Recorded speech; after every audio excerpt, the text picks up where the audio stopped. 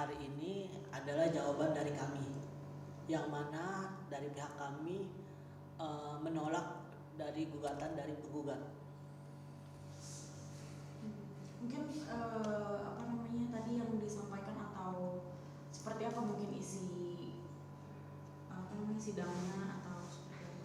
Ya, salah satu yang kita menolak gugatannya yaitu satu bahwa saudara klien kami Yama Carlos masih menempatkan tinggal di Ciputat, Jalan Pepaya tersebut. Tetapi faktanya saat Arvita, istri dari klien kami meninggalkan rumah, klien kami ini sudah meninggalkan rumah tersebut.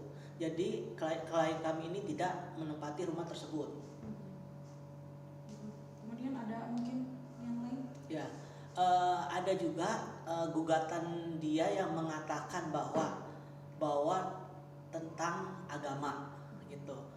Kita nggak bisa memberikan di sini karena nanti saat di pembuktian saja gitu. Untuk agenda sidang selanjutnya sendiri seperti apa? Agenda selanjutnya adalah replik jawaban dari penggugat. Itu di tanggal berapa? Tanggal 8 Juni.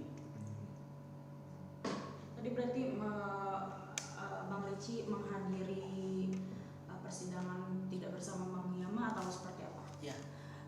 Tadi saya dari semalam saya sama klien saya di sini di apartemen apa ini Bang? Di seputaran Cibubur. Cibubur, ya seputaran Cibubur sampai pagi. Berhubung saya ada agenda sidang, saya langsunglah ke Tangerang. Ternyata saya telat dan diwakilkan dengan rekan saya. Ya pada intinya kami menolak gugatan dari penggugat. Begitu gas Mbak. Ya. Saya di sini. Oke, Mas Yama mungkin tadi kan beberapa gugatan yang ditolak itu dari apa namanya dari pihak penggugat mungkin sudah disanggah atau sudah ditolak gitu gugatannya. Nah, melihat gugatan yang diajukan seperti apa mungkin? Gugatan mereka yang diajukan ke saya dari sudut pandang saya, yaitu hak-hak mereka ya.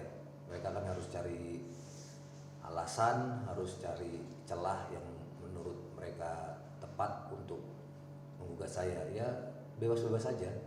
Tapi kan saya yang merasakan, saya yang mengalami, saya yang melihat, dan saya yang pegang buktinya itu. Dan ada beberapa isi gugatan itu yang kembali lagi pihak sana tuh diduga gemarnya tuh memotong-motong peristiwa.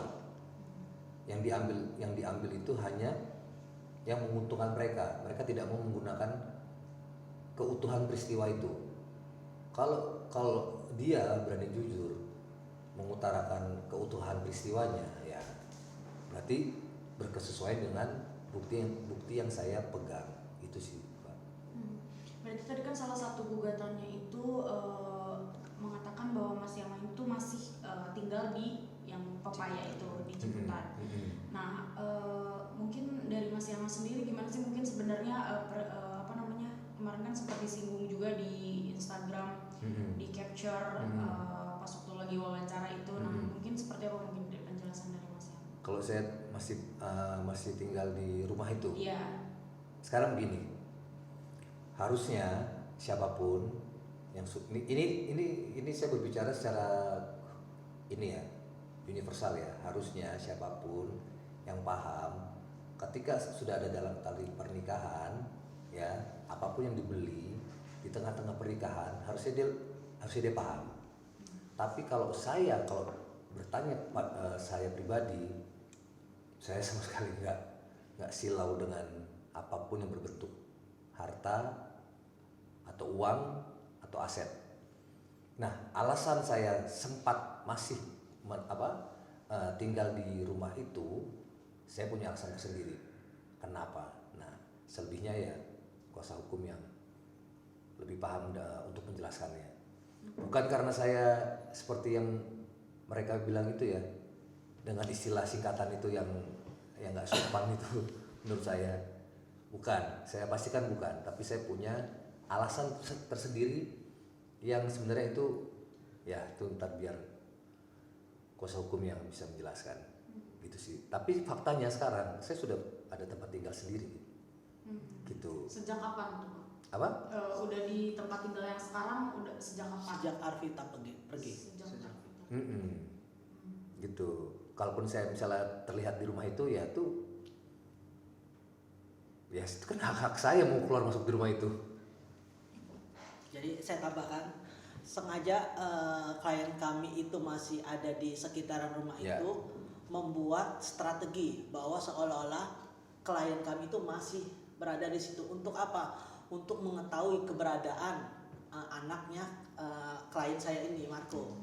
Dan satu hal juga, kita juga menggugat balik dengan gugatan rekonvensi, yaitu meminta majelis hakim agar semoga gugatan kita itu diterima, karena saya memperkuat bukti. Saya bisa mempertanggungjawabkan bukti-bukti tersebut. Bukti-buktinya apa nanti saya akan tunjukkan setelah pembuktian. Di pengadilan pastinya.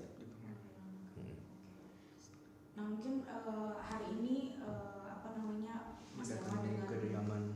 mendatangi ke apartemen, mungkin seperti apa, boleh dijelaskan, Bang Ricci? Ya, klien kami ini mendapat info. Sebenarnya sih infonya sudah lama bahwa istri dari klien kami ini tinggal di sini, gitu. Cuman kita mantau berapa hari terakhir ini ya Bang ya. Terakhir ini kita mantau saat pagi dan siang hari itu tidak ada di rumah. Makanya kita coba malam hari. Tujuannya apa? Untuk melihat anaknya saja dengan keadaan baik-baik aja, gitu. Nah tadi kan sudah coba untuk mendatangi ya Bang, dan hasilnya pun nihil. Nah Bang sendiri melihat seperti apa Bang? Ya, hasilnya nihil ya udah. Berarti kan kita tahu sendiri. Berarti pihak dari sana melarang bahwa ayah kandungnya ini bertemu dengan anak kandungnya. Apapun itu, kalau misalnya punya itikat baik, diajak bertemulah, hanya ngobrol, minta waktu 5 menit saja. Itu pun kita sesuai prosedur. Kita sowan ke kepala security sini, kita ke aparat yang setempat sini gitu. Tidak semena-mena mendatangi langsung. Dia minta surat dari sini sudah ada. Dia minta dari aparat wilayah setempat sudah saya hadirkan. Semua apa yang dia minta sudah saya hadirkan.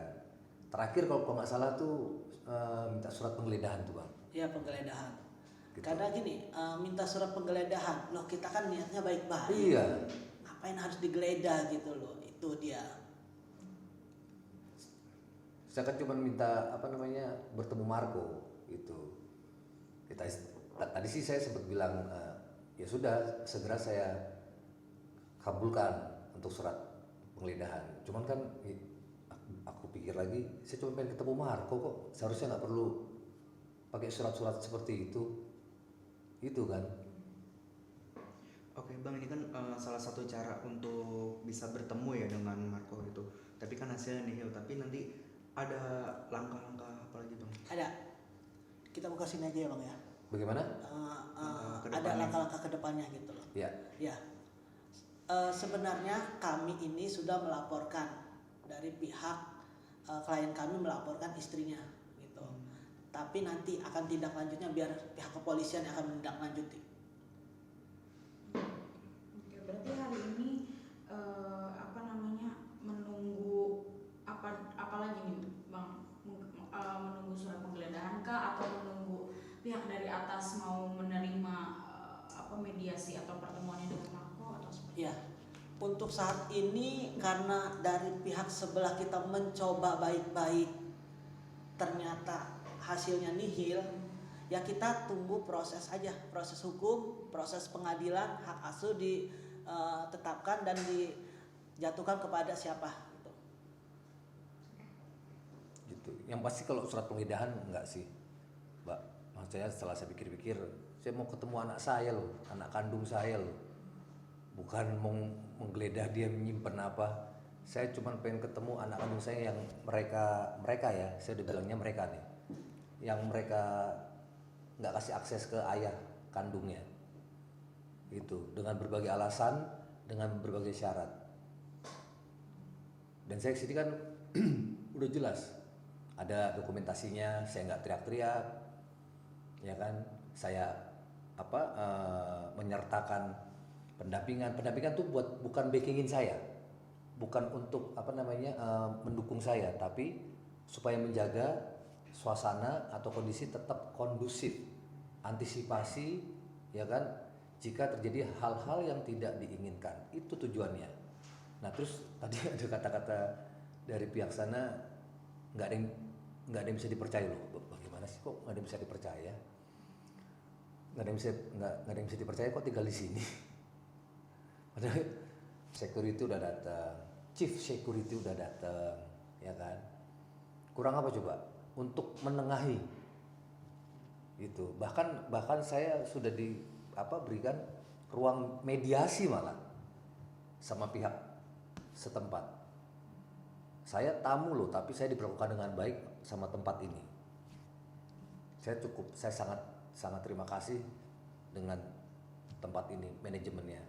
Mohon izin saya sebut namanya Transpark. Terima kasih banget kalian sudah memfasilitasi saya dengan baik. Saya diberikan ruang tunggu yang senyaman ini, gitu.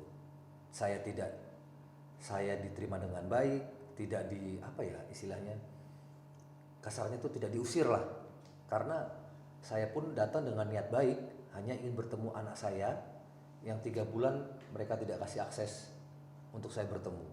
Kalaupun dikasih akses dengan penuh syarat, otaknya di mana coba? Gitu, pengadilan kan belum memutuskan, kok mau kasih syarat ke saya, ayah kandungnya, yang bukan ayah kandungnya malah mereka kasih akses. Yang tengah malam suruh beli pampers.